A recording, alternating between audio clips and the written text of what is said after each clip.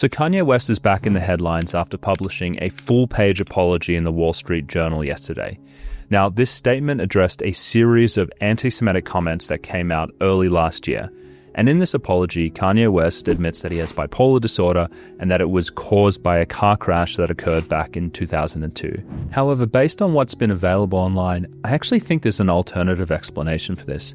And I think there's more to the story. And I believe that this manic-type behavior that he's been displaying recently may not be due to this car crash back in 2002, but a series of drug-induced brain injuries that occurred years after. And so in today's video, we're going to step back and we're going to do two things. First, we're going to clarify what is bipolar disorder. And secondly, we're going to talk about what else can cause bipolar disorder and how that relates to Kanye West. So let's get into it. And for those of you who don't know me, I'm a psychiatrist and I specialize in helping people recover from drug-induced brain injuries. So to begin with, at its core, bipolar disorder is defined as episodes of mania that occur, importantly, in the absence of a medical illness or drug effects. That's going to be really important to this story. And so what is mania? Well, mania involves elevated or irritable mood. Sometimes you can have rapid or pressured speech, and you could have decreased inhibitions and impaired judgment.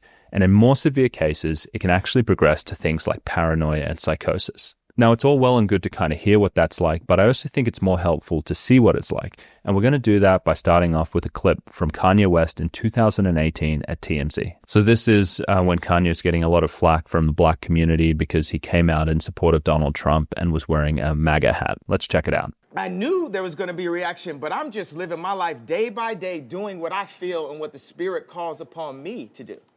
But it also opens up this dialogue that you're not apologizing, because everybody else, when they make a statement like that, they end up apologizing because they're so worried about what people say on social media. Well, you know why when I went to visit him the first time, right after the election. Yeah, and I took the tweets down and everything. Yeah.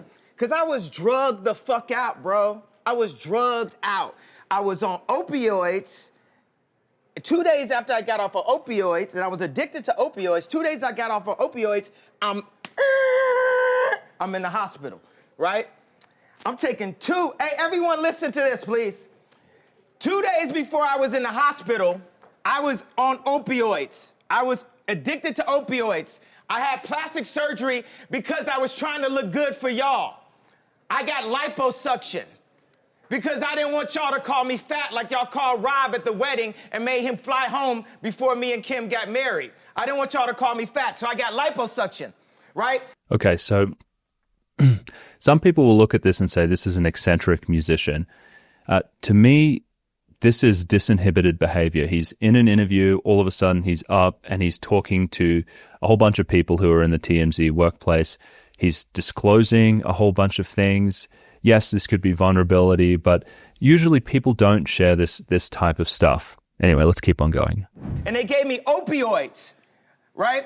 And I started taking 2 of them and then driving to work on the opioids, right? Why would you tell people that you were driving around drugged out on opiates? Then my boy, and I'd always ask my boy, to hand me if it's, we on tour, give me some weed, blah, blah, blah. So he had to go give me the opioids. That's going to be important later on. Kanye West has a long history of smoking weed. And there was talks amongst my camp, like, Ye's popping pills, right? So when he handed this to me, he said, this is used to kill genius, right? So I didn't take it. 2 days later, I'm in the hospital. I was taking 2 pills a day at that time. When I left the hospital, how many pills you think I was given? 7. I went from taking 2 pills to taking 7. So I imagine he's talking about his psychiatric hospitalization that occurred after his Life of Pablo tour, where he had this sort of crash out on stage and they canceled all the events. And I think he was psychiatrically hospitalized then. So the reason why I dropped those tweets and everything, because I was drugged the fuck out, bro.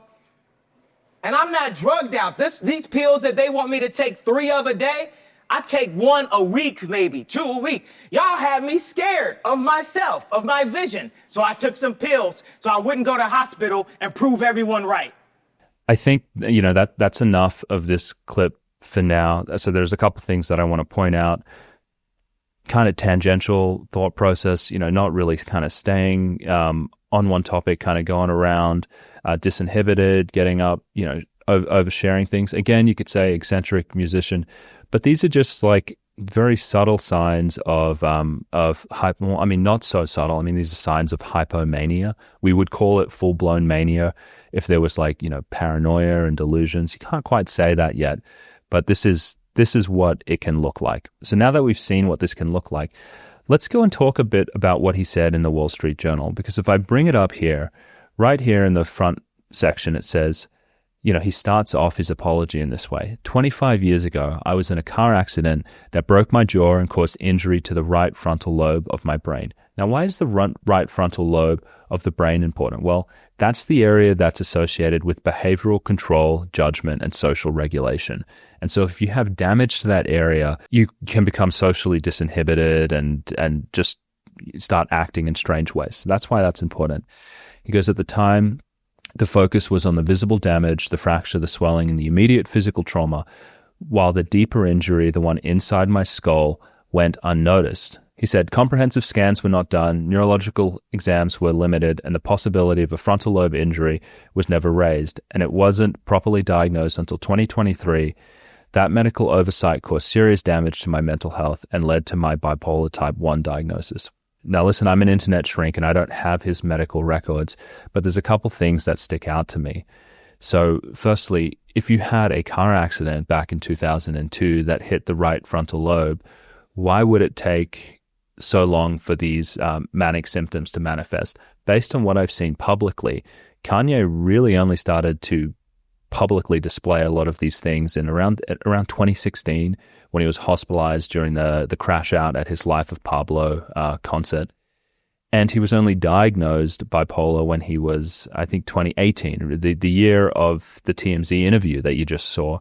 And so that's like a huge gap. He's 25 when this happens, and he's like 41 when he gets diagnosed with bipolar disorder.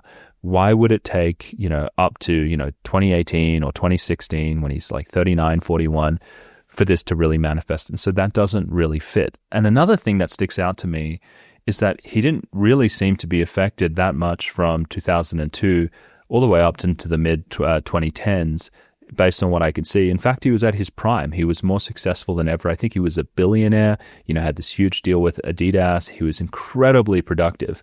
And so whatever this frontal lobe injury was, it clearly wasn't affecting him that much. And so if this isn't brain damage from a frontal lobe injury, or not entirely, I mean, that definitely can be contributing. But if there's more to it, what else could be going on? And I'm going to speculate that I actually think it has to do with cannabis-induced mania or psychosis. Now, this is speculation on my part, but I worry that this may be what's happening due to very alarming trends that I'm seeing in my practice. And so my medical practice, the Taper Clinic, we help people come off psychiatric medications when they're misdiagnosed. And we are seeing more and more people recently who have started smoking cannabis, and they've had manic or bipolar type symptoms, and they've been misdiagnosed, put on a whole bunch of antipsychotics, and then you have to sort of slowly wean them off. And so you might be thinking, what does this have to do with Kanye? Well, if you're familiar with Kanye's work, you'll know that cannabis has been a long reoccurring theme in his music. And as you saw before, he was even endorsing it in that clip where he was, on all these pain pills, and he was also smoking weed with his friend on tour. And this isn't just like a mild thing that was going on with him, because after he canceled the Life of Pablo tour, he actually applied to his insurance company to get reimbursement, I guess that he was having a medical problem, and they tried to deny it. And I mean, this was settled later on, but check out this headline here. It says, was Kanye's tour canceled because he was too stoned? West's insurance company claimed that he smoked too much weed to honor his St. Pablo tour commitments. And so they were saying, this isn't due to your medical condition or anything like that. You flamed out because you were too high. And so there must have been some evidence there that there was a lot of cannabis use. Now, this cannabis use preceded essentially the first public crash out of Kanye in 2016. And so let's have a look at what that was like.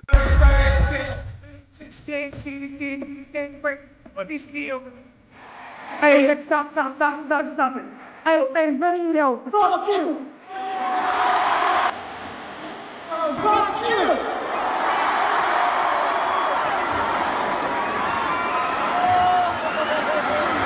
Y'all don't want to lose again. So there's just like no context. He just stops mid-track and starts saying this stuff. A lot of people here tonight felt like they lost. You know why? Because y'all been lied to. Google lied to you. Facebook lied to you. Radio lied to you. Radio, fuck you. I know it's a lot of real niggas working at radio. So I'm going to stop it there, but this is like a long rant. This is like 15 minutes. He starts talking about the presidential election, and that's what he's referring to, you know, that they were lied to because this happened shortly after Trump wins the presidency over Hillary Clinton, 2016. And yes, he has a lot of opinions about this, but this is not the right, forum, This is 3 songs in to the tour. People have come from all over to hear his music, and he just goes on this rant. And so let's go and let's check out how it ends.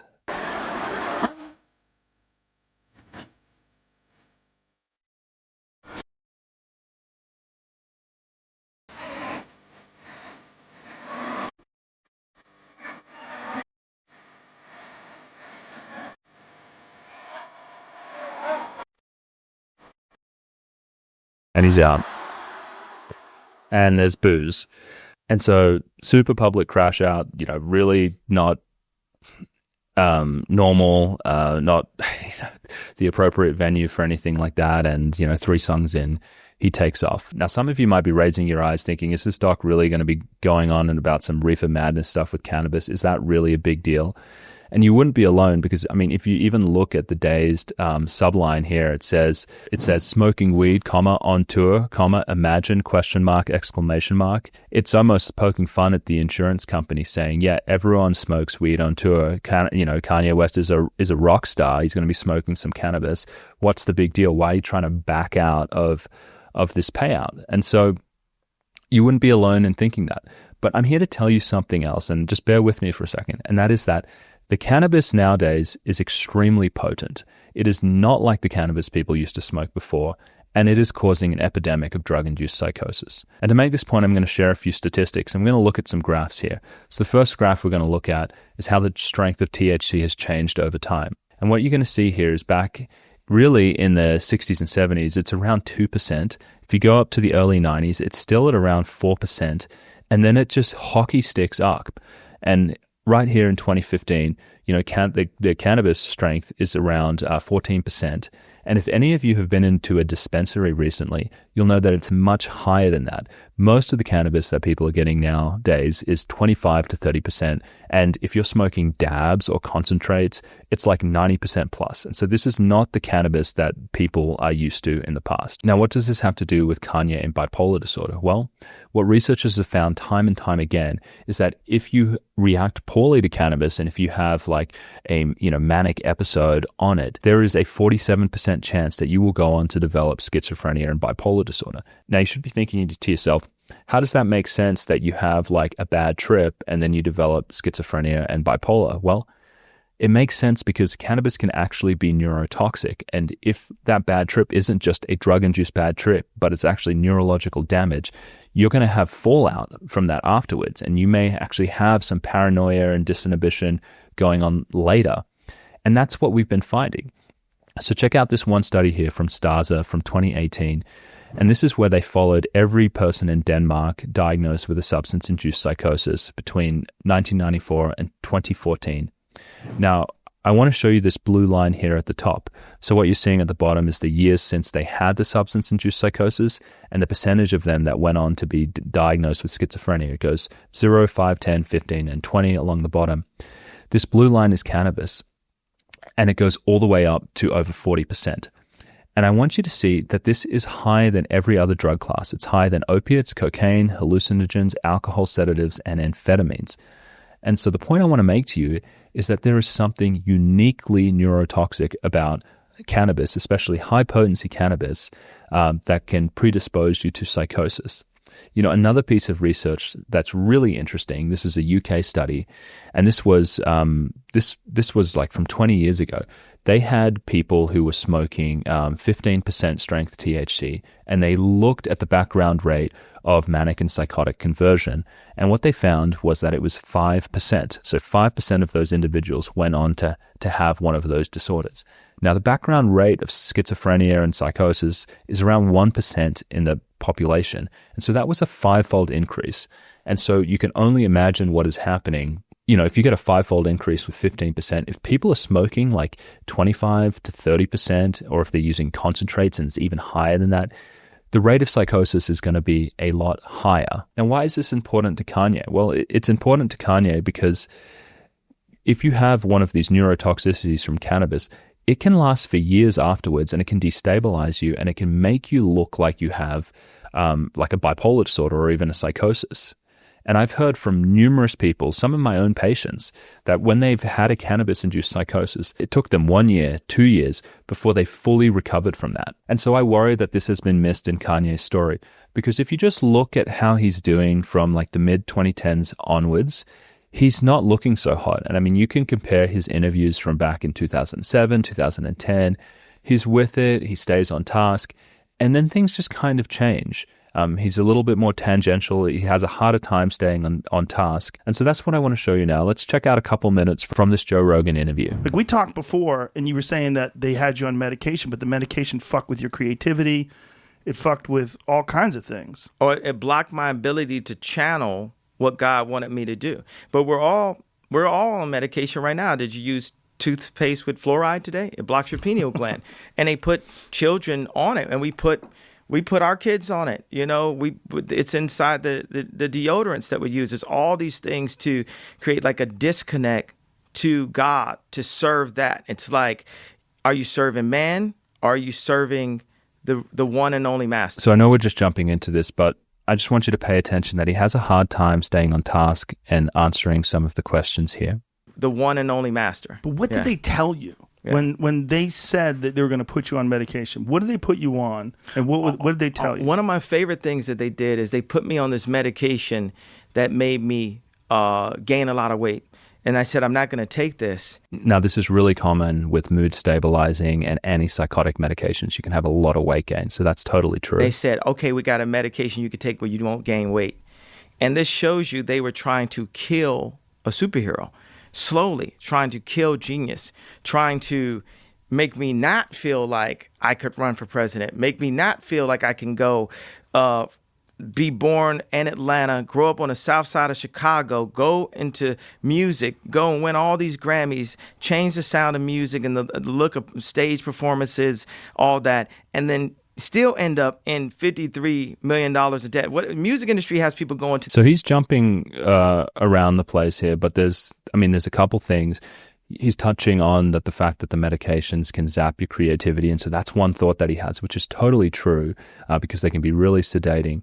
But you're also seeing how, I guess you want to call it mental illness, the bipolar is also interacting with his personality here. And so you look at Kanye, he's someone who's defied all odds. He's become a total superstar.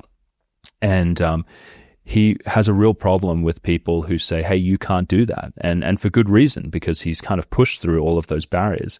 And so you also see like all of this resistance to people saying, hey, you have bipolar, you have a mental illness, you can't do this and that. Like his resistance to that, that's kind of who he is, and it's how his personality is interacting with that.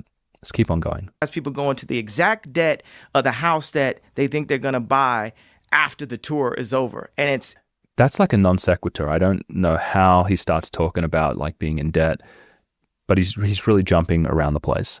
And it's strategized. There's criminals all over everyone's almost accounts in the music industry. It's not a safe place. It's a treacherous place. It's filled with money. As soon as things are filled with money, they're filled with people that are trying to take advantage of other people. It's filled with money. Bees come to honey. Exactly. Yeah. So they put you on this shit because you were exhausted. What did they put you on? I can research. I'm actually forgetting the exact medication that they had. But what did it do to you? The main thing that it did is it destroyed my confidence. It made me this shell of who I really am. It like grayed over my eyes.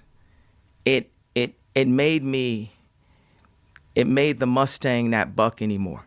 I think we can all see why that would be a huge problem for an artist, right? You need your energy, your motivation, your creativity.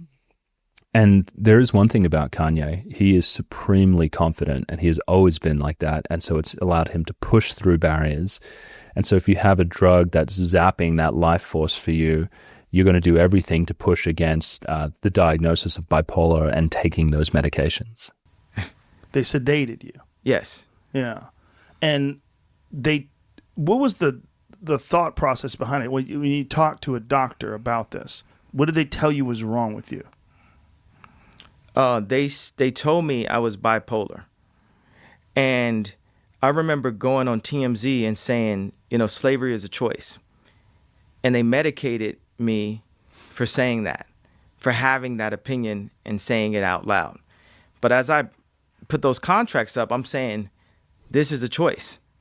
So this is a longer clip. I mean, you can go and check it out. It's available on YouTube. He's pretty tangential and he jumps around a lot. This is 2020, and so I think he's already not doing too hot at this point. Like, you go down and you look at the comments, it's like Kanye's brain has too many tabs open. No one really ever interviews Kanye. He interviews himself. They just listen. I love how the camera cuts to Joe every once in a while to remind us he's still there. This is the longest yay freestyle I've heard in a long time. They're essentially just comment that it's kind of tangential, it's kind of rambly, and he has looked like that a lot more recently. So, unfortunately, I don't think he was looking too hot back then, but about a year ago, things got so much worse. And things really hit the fan. This was when he, was on Twitter and he was saying things that he loved, like Hitler. He was making a lot of anti-Semitic comments. And he also bought a Super Bowl ad where it linked to a website where he could sell T-shirts with SWAT stickers. And so we're sort of like seeing this accelerated deterioration. You might be thinking like, now why was he getting worse? Well, a big part of it may have been due to a new addiction to nitrous oxide that he developed. Now, back in 2023, Kanye West started seeing a celebrity dentist for the creation of 2 platinum grills for his teeth. And it was widely reported that dentist began to supply him with $50,000 worth of nitrous oxide a month. This was all over the news a couple of months after this very public crash out in the start of 2025 with the Super Bowl ad. Check out this is from the Rolling Stones.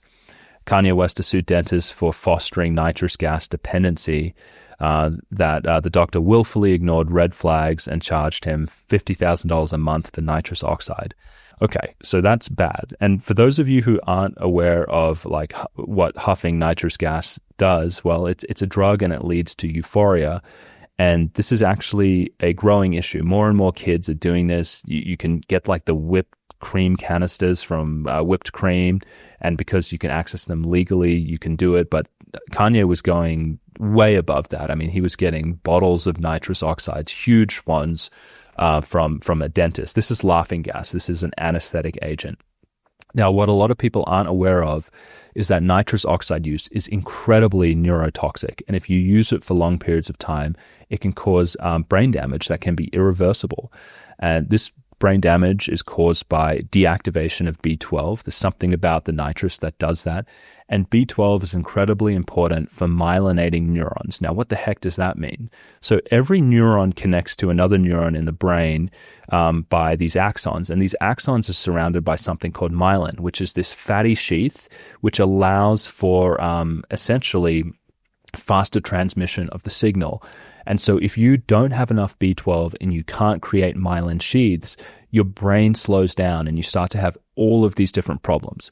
And these problems can get so severe with nitrous oxide that it can lead to neurological damage that's actually seen in the brain and spinal column when they do neuroimaging with an MRI. Now, because this is a growing public health concern, we're seeing more and more articles on this, like this one recently. This is from January last year. Whippet beyond dessert. So Whippets are like those canisters that you can get in the shop, causing subacute combined degeneration. This is breakdown of the spinal column that can be irreversible. And here's what they conclude here. It's important to educate people, especially younger people, that nitrous oxide use is not safe and that subacute combined degeneration may be irreversible with treatment. Essentially what we have now is we have like multiple stacks of neurological damage. We have frontal lobe injury in 2002. We have the use of likely high-potency cannabis products catching up with him in the mid-2000s.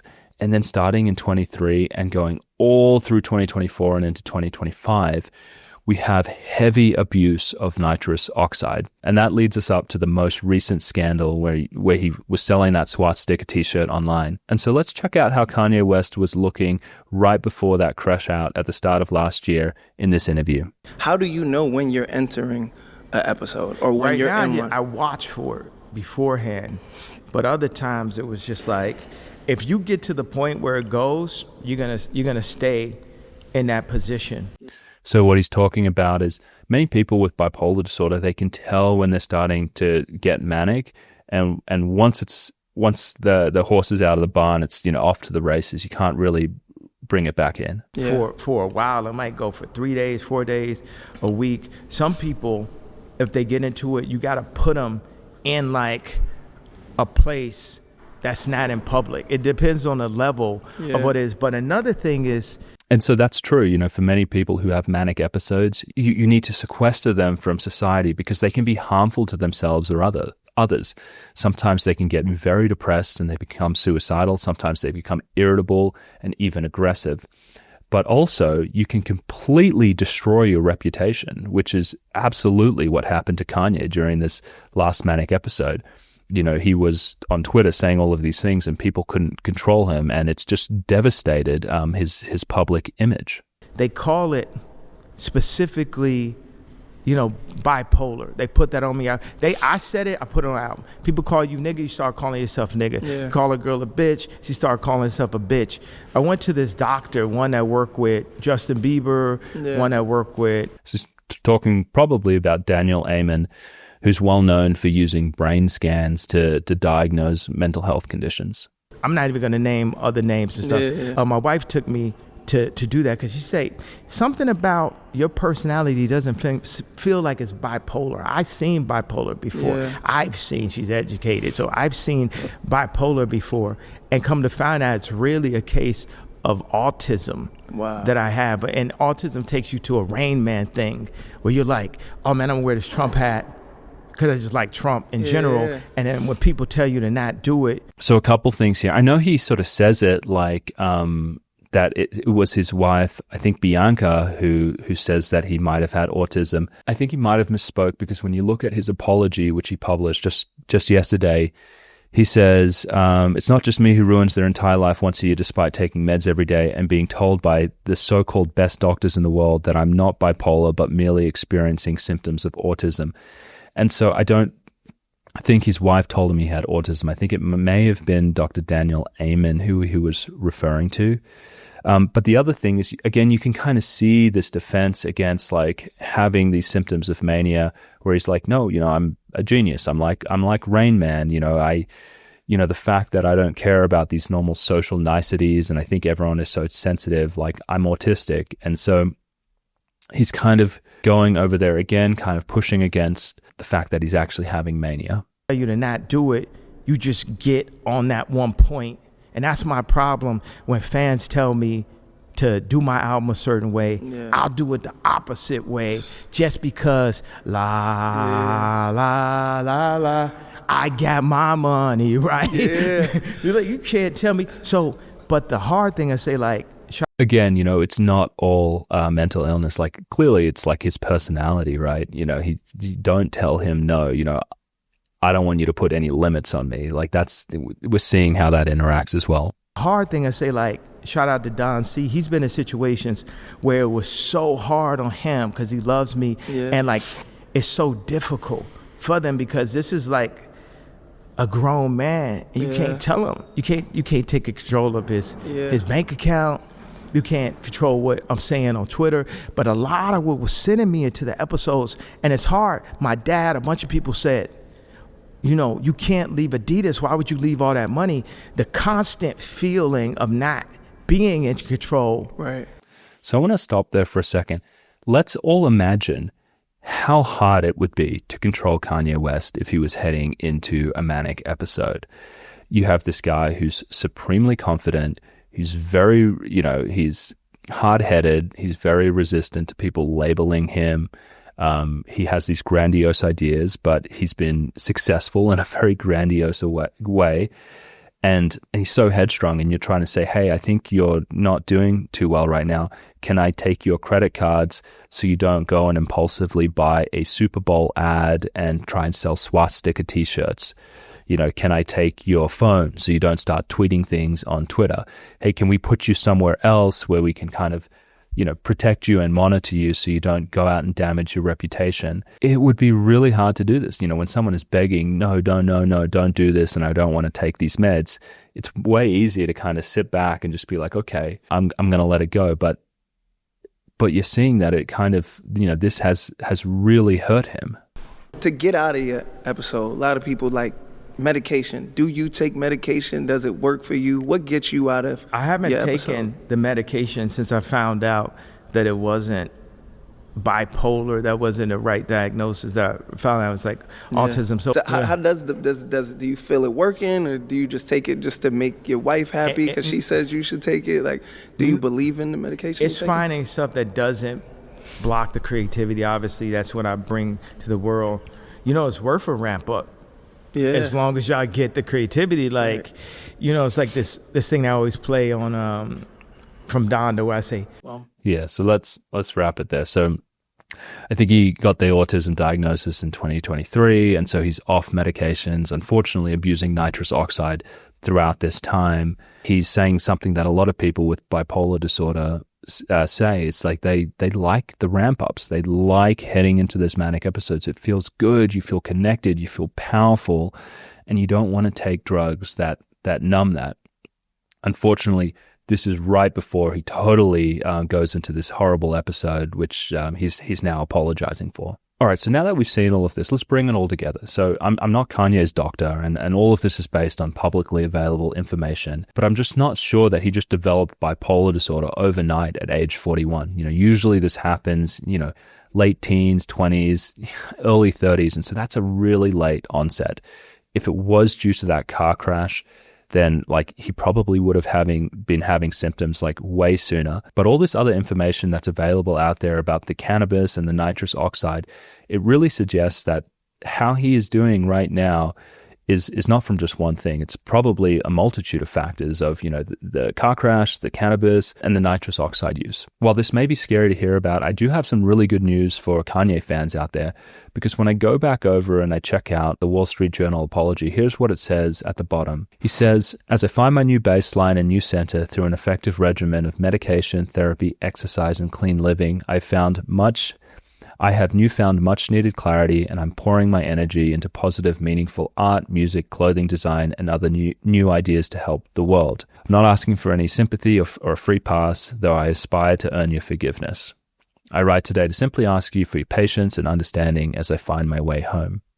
Now, the good news about this is exactly how I would treat a drug-induced brain injury that's having symptoms of mania. You may need to be on medications when you're really in that upswing, but if you've been hurt, the main things to help your brain recover after like cannabis toxicity or nitrous oxide use, diet, exercise, sunlight, and avoiding substances. I really hope he is avoiding all recreational substances, because what I see in my patients is that when they get off of them, many of them do recover. It's not overnight, it takes some time, but based on him saying that he's already feeling a lot better, that's really promising. That's a good prognostic sign that he has a healthy brain and that it is healing. Now, I want to end on one note, and that is the question of, should we forgive Kanye for what he has said and done? And I mean, that's really up to you. This apology sounded raw, and to me, it sounded sincere. I mean, he even talks about being suicidal at times.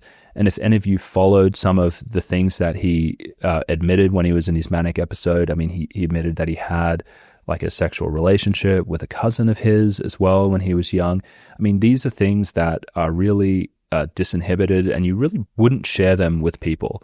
And so what I want everyone to do is just to have a little bit of compassion around how hard it can be to be famous and go through something like this. Because if you're not famous, you can, blow money, say bad things, make, very personal disclosures that you normally wouldn't share.